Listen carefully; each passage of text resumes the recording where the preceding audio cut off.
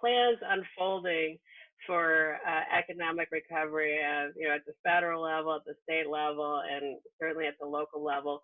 We're looking at the transportation bond measure that's under consideration. If that goes on the ballot, it could provide economic stimulus of 37,500 jobs, which would be great, so that we can get furloughed workers back to work. We have a decision as a community whether that goes on the ballot, and that decision point will be in August. What I'd like to talk about is, what do you think will be your priorities going forward for the Teamsters as we go through this recovery? Boy,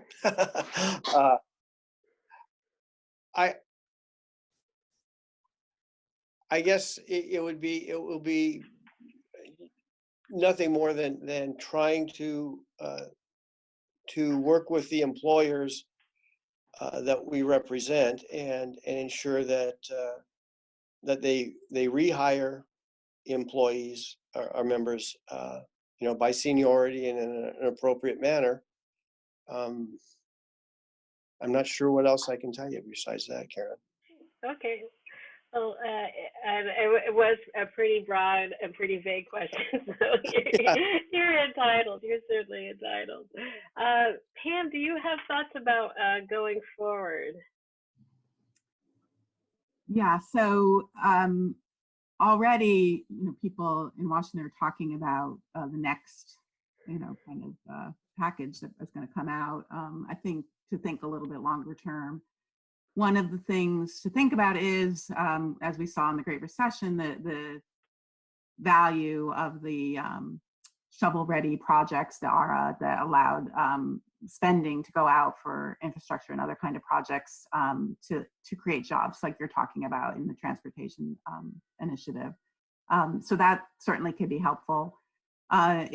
We worry about the jobs that those created are not always open to the people who are most hurt by the recession, especially maybe in this recession. And so ways to make that connection and to help people get those jobs is important, but it possibly will be also important to think about other kinds of programs, a jobs program that actually creates maybe government subsidized jobs for people to work in jobs that are going to be continuing jobs, to encourage employers to hire them for long-term, especially workers who are permanently dislocated.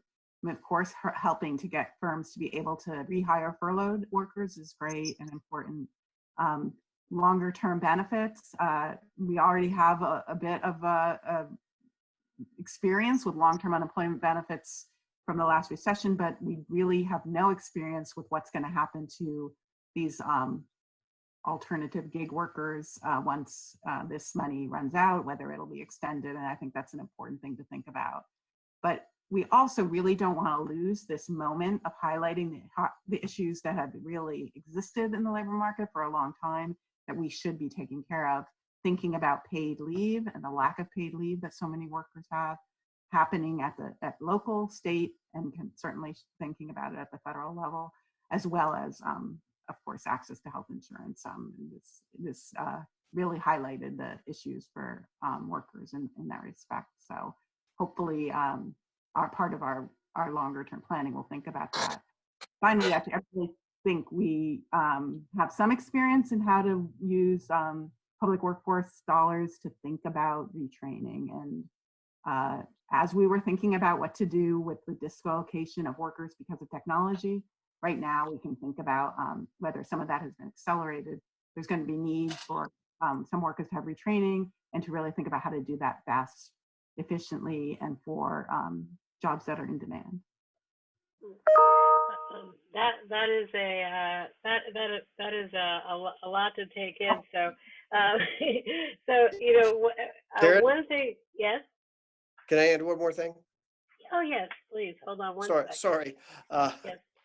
You got me off guard with the initial question, but I wasn't prepared. But you know, in the moving forward in the coronavirus 4 bill that they're looking at now, there is consideration for inclusion in that, something that's of great concern to the Teamsters, and that is legislation for protecting pensions and pensions for a lot of people. I mean, we have members who are under the Western Conference of Teamsters Pension Plan. If you continue working past 65, you can collect your pension and continue working. And in these economic times, pensions are holding up. Good pensions are holding up a lot of people financially, and there are a lot of troubled pension plans in the United States. The Western Conference of Teamsters Pension Plan is not one of them, but there are a lot of pension plans that are close to failure. And so there is a proposal legislation called the Butch-Lewis Act, which would help troubled pension plans by loaning them very, very low interest loans based on treasury bills, that sort of thing. That would really help save a lot of troubled pensions in this country, and likewise save a lot of workers. And Speaker Pelosi is considering including pension protection legislation in the coronavirus 4 bill, and there are 2 competing proposals for pension protection. One is called the Butch-Lewis, which the Teamsters support, and one is called the GROW Act, which we are opposed to. Our understanding is he's going to include both bills in the coronavirus 4 package, and we'll see which one comes out in the end. But nonetheless, I think it's important that we deal with pensions, and we are working daily to encourage our legislative representatives to support pension protection in the coronavirus 4 bill. Thank you. Thank you for raising that.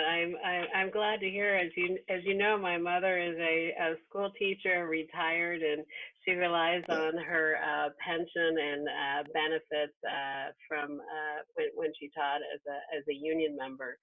So I definitely have a strong passion to ensure that we maintain our pensions, since we promised this to folks who worked really hard for it. They deserve to keep it. Absolutely. So I thought what I'd do now is just open it up for questions if other folks have questions for either Pam or Mark. Just raise your hand, or actually I can unmute everybody just in case. Microphone. I don't have a microphone. I have to use yours. So anybody have any questions, or? Mary has a question. I have a question. Okay. Okay. I'm actually the bluebird there, but I don't have a camera or a microphone, so that's why I'm borrowing Liz's. My question is for Mark. Do you find that your people, we keep hearing business leaders saying that, oh, the people want to get back to work. People want to get back to work. But I talked to some people who are working front lines, and they're really more scared. They're happy in a way that they have some income. It's like, oh, at least I have some income, but mostly they're scared that they have to go to the office. Or I have a friend who's a postal worker who's just kind of terrified every time she goes out. And so I'm wondering, are you hearing from people? It's like, yeah, we really want to get back to work, or are people kind of more scared right now? I think that, and this is secondhand because I don't get the calls directly. The union representatives get this to their offices, but what I'm hearing is that the majority of calls that we receive from our members are concerns of safety. So I think you're right. I think people are really, really concerned with safety.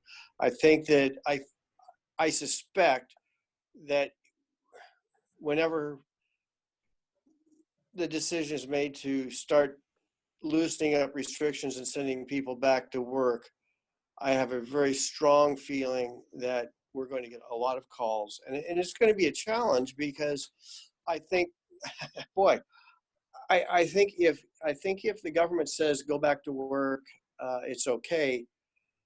That opens up a lot of questions in terms of liability.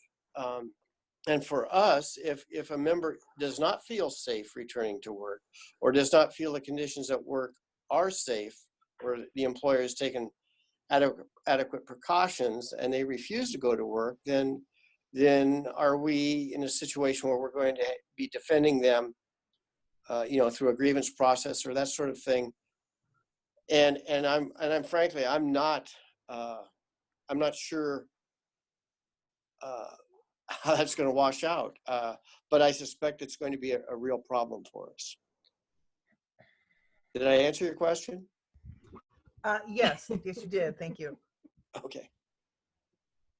Great. Any other questions? Well, good. Well, I want to thank you both. This has been a wonderful conversation. Do you want to add anything? I guess any final thoughts, Pam? Just wish everybody luck with and safety with everything. Really, it's a very difficult time, and the health difficulties as well as the economic difficulties. We hope that we will come out of it soon. I wish everybody good health and safety. Thank you. Thank you. And any final thoughts, Mark? Well, I have the same wishes as Pam. I have a question though for Pam, real quick, if I may. And this is really a broad question. I apologize because it's huge. But in the autonomous vehicle task force that I have been on, we discussed the process of making displaced workers whole. And I will tell you, I spoke to the governor's office, and this is over a year ago, about